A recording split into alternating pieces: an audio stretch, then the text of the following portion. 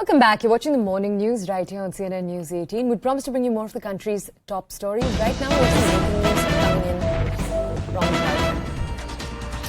Jharkhand Chief Minister Hemant Soren has been summoned by the ED. He's been asked to appear before ED sleuths, Enforcement Directorate sleuths, tomorrow. Remember, Hemant Soren has been embroiled in a controversy regarding a mining lease that he reportedly gave to himself. Let's go over to my colleague Ashish right now for more details. Ashish, is this particular summoning related to that case? No, it is basically, if you remember, there was basically a PMLA investigation where close aide of the Chief Minister, Pankaj Mishra, was arrested. Then another close aide, Prem Prakash, was arrested. It was found that in Jharkhand, a lot of illegal things were happening. In one case, one of the individuals was also assaulted related to a tender scam. And then, during investigation, Enforcement Directorate found that a lot of illegal mining was also happening in Jharkhand, and most of these people were supposed to be very, very closely associated with the Chief Minister.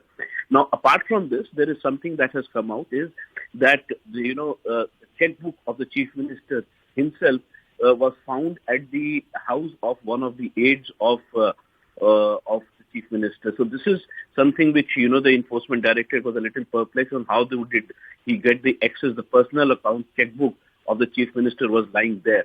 So there have been certain findings during investigation which revealed that this was absolutely happening at the behest of the administration. Senior bureaucrats were involved. If you remember, this person who was supposed to be the MLA representative, Pankaj Mishra is the MLA representative, and huge amount of cash was also found. In fact, if you remember, around 17 crores in cash was found from a chartered accountant who's supposed to be very closely associated with the Chief Minister himself. So there have been major findings. There have been number of raids in the past, and there have been major findings which leads Enforcement Directorate to the door of the Chief Minister himself. And that is why we are seeing the summoning of the Chief Minister, and he'll be questioned by the Enforcement Directorate sleuths tomorrow. Okay, Ashish, I'd like to ask you here for more context, because the Jharkhand Chief Minister has been fighting off corruption charges for a while now, for quite a few months.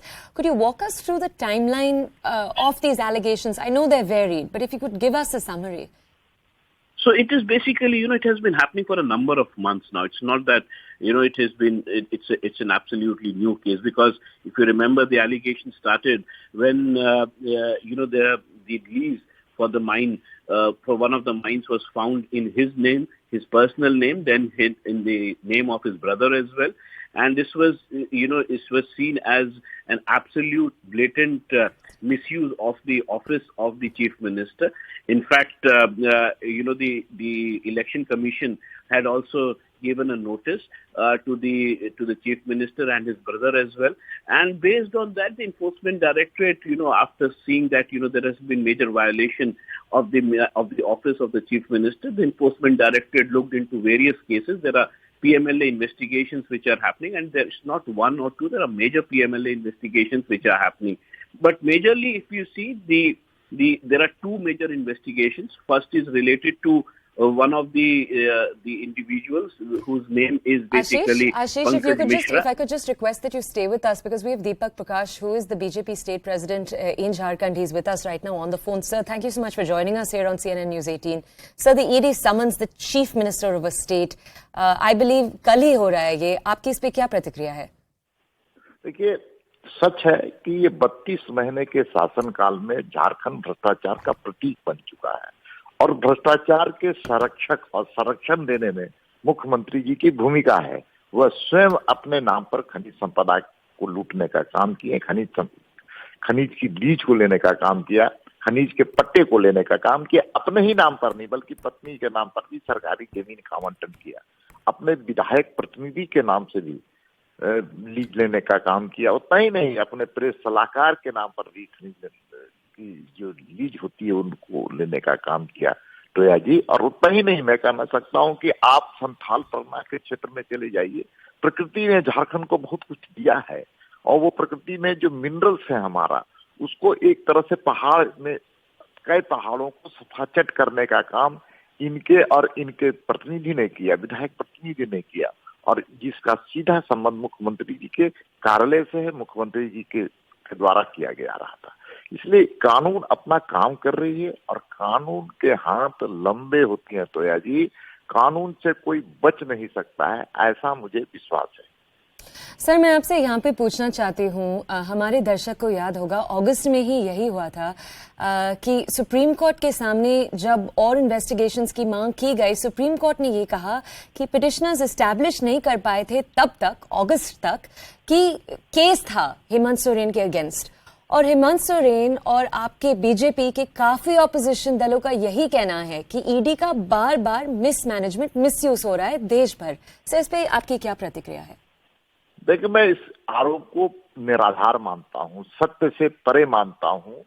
कानून आर्थिक कोई अपराधी है, आर्थिक अपराध करेगा देश को लूटने में, खनिज संपदा को लूटने में, भ्रष्टाचार करेगा तो ईडी कार्रवाई करेगी। और ईडी जब कार्रवाई कर रही है, पूरे झारखंड में अफसरों के घर में जा रही है, बिचौलियों के घर में जा रही है, रेड कर रही है, तो खाली हाथ नहीं लौट रही है, बल्कि करोड़ों करोड़ रुपए उनके घरों से बरामद हो रहे हैं। सर, बट एक सेकंड, बट जब सुप्रीम कोर्ट खुद ही, सर एक सेकंड, मैं सुप्रीम कोर्ट की बात कर रही हूँ यहाँ पे। जब सुप्रीम कोर्ट खुद ही अगस्त में ये कह रहा है कि केस अभी तक इस्टेब्लिश नहीं हो पा रहा है बिकॉज एविडेंस ही नहीं है, सर इस पे आपकी क्या प्रतिक्रिया है? जितनी एविडेंस होनी चाहिए वो नहीं है।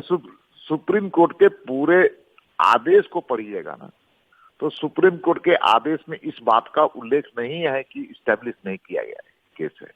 उसने कहा है कि by process, that's exactly what it says. It says the petitioners have not been able to establish a prima facie case against Soren. That's a quote. नहीं, मैं आपको बार बार कह रहा हूं कि ये आप जो सुप्रीम कोर्ट के आदेश को अंतिम पैरा को पढ़िए।